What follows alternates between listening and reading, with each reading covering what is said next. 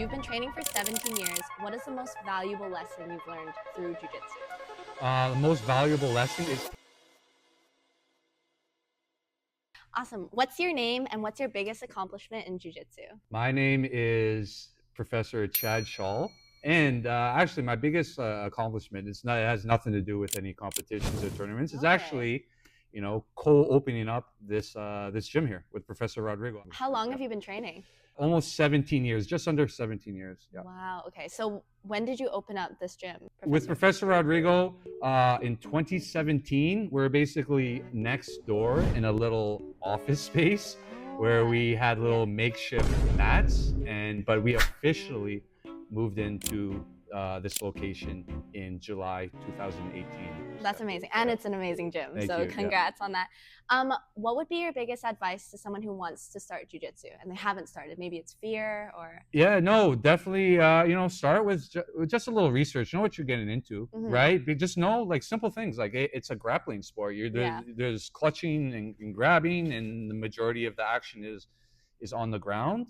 Just simple research like that. Just know that you're not walking into a place where we're going to be doing spinning kicks or you're going to be, lifting weights or something like that. Just do very small, little simple research.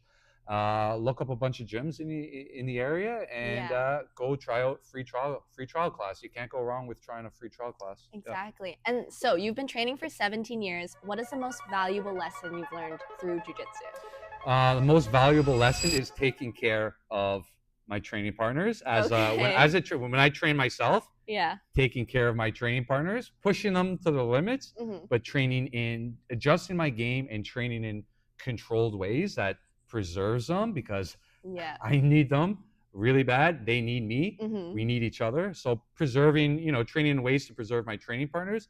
And then when I'm teaching and allowing my students to also train in ways that they're, not risking injury. Small little injuries are going to happen time to time, but not, risking major injuries. So just creating a controlled and safe environment. For sure. Okay, you can take your time to think with this, but do you have any funny BJJ stories that come to mind? Oh yeah, 100%. So there was naturally I'm a little bit more relaxed, calm guy. Okay?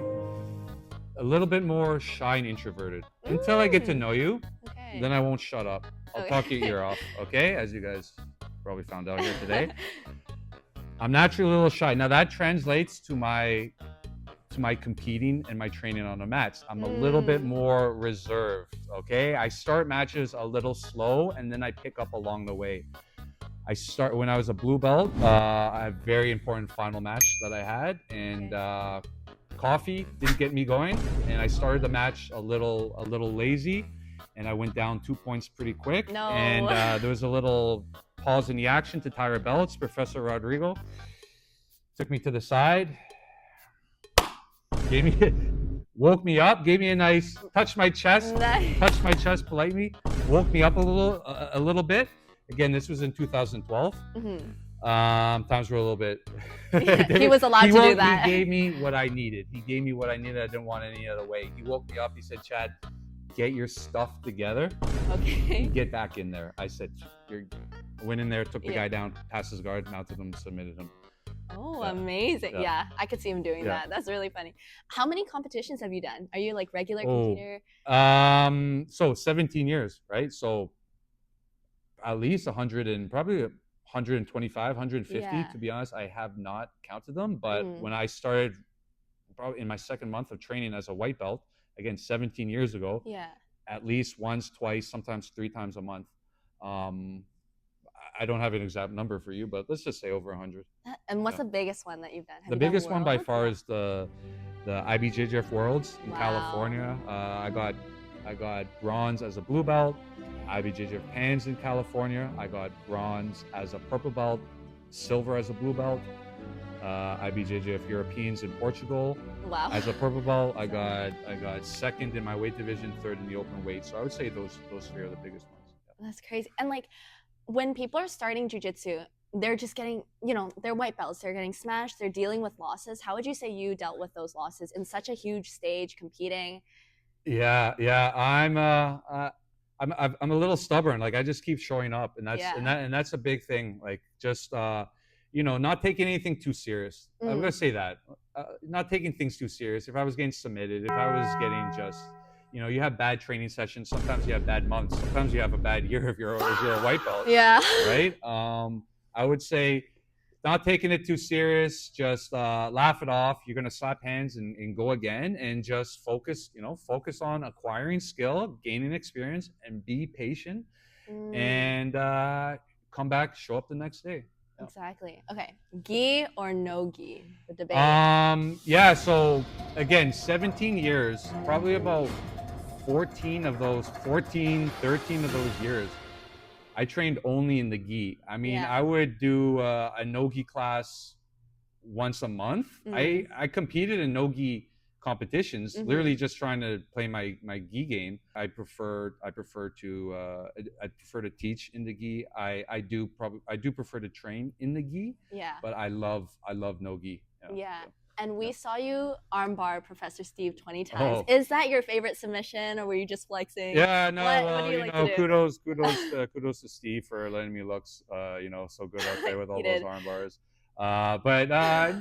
No, yeah. So I primarily like to get the dominant positions and go for high percentage submissions. So it just happened there. I was playing between the strangle or the armbar. I happened to get the armbar. But what's your favorite? What's my favorite? My favorite submission? Just the most simple. Like if I can get to until I get to know you, then I won't shut up. So you want one answer? See what I do? I yap. I yap too much. Okay, cross collar strangle from the mounted position. Good answer. Okay, and my last question: what makes your gym different from other gyms in Vancouver?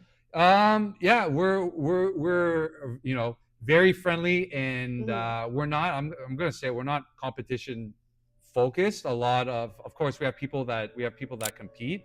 Sometimes people think Gracie Barra Burnaby, that's a gym where they go hard, they spar hard. Not at all. Actually, complete opposite. Yeah. 99.9% of our students, especially adults, don't compete. Of course, when people have interest in competing, we help motivate them and inspire them and help them along that way. But if I could just get everyday people coming in, that haven't done an athletic activity in 10, 15 years, that if we can just get them in and start the journey, I'd say that. Yeah. Amazing. Okay, thank you so much for letting us interview and train. Yeah. Thank you. Thanks.